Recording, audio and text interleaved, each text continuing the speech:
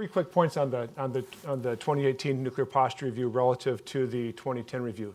First is that there is a very strong thread of continuity, both with respect to the policy and with respect to the programs of the reviews. At the policy level, this NPR reiterates what the 2010 nuclear posture review had to say about the U.S. Policy toward the employment of nuclear weapons, and that is that the nuclear weapons would be used only under extreme circumstances that threaten U.S. vital interests or the vital interests of our allies and partners.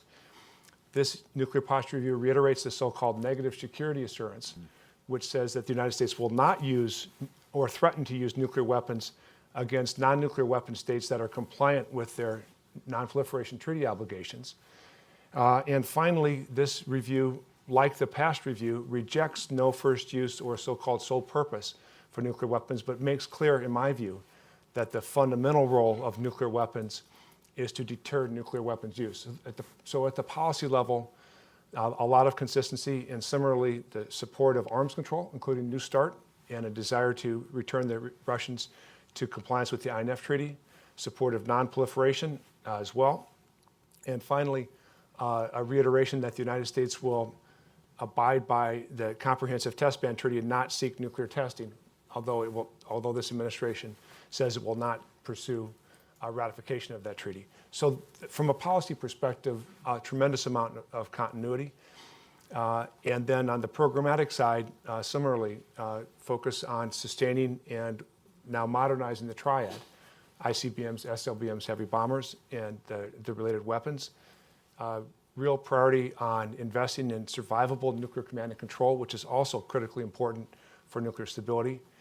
And this is very much in Madeline's area of expertise, continuing to invest in the nuclear infrastructure that NNSA and the Department of Energy are responsible for. So in all of those areas, continuity. And I think that's fundamentally important. The place where we see the changes in the two weapon systems that David Trachtenberg mentioned, first a low-yield SLBM, and second, and over a longer time frame, nuclear-tipped sea-launched cruise missile, which I hope will be deployed solely on submarines, not on surface ships, because of the greater stability and survivability. I want to defer on those issues, and we can come back to those.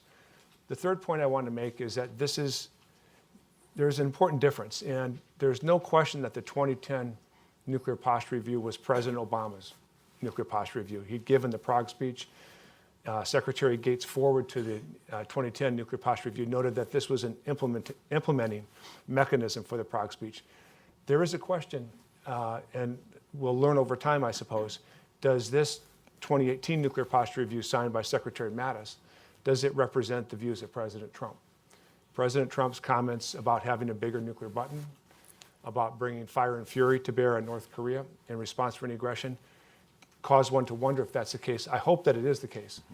Time will tell.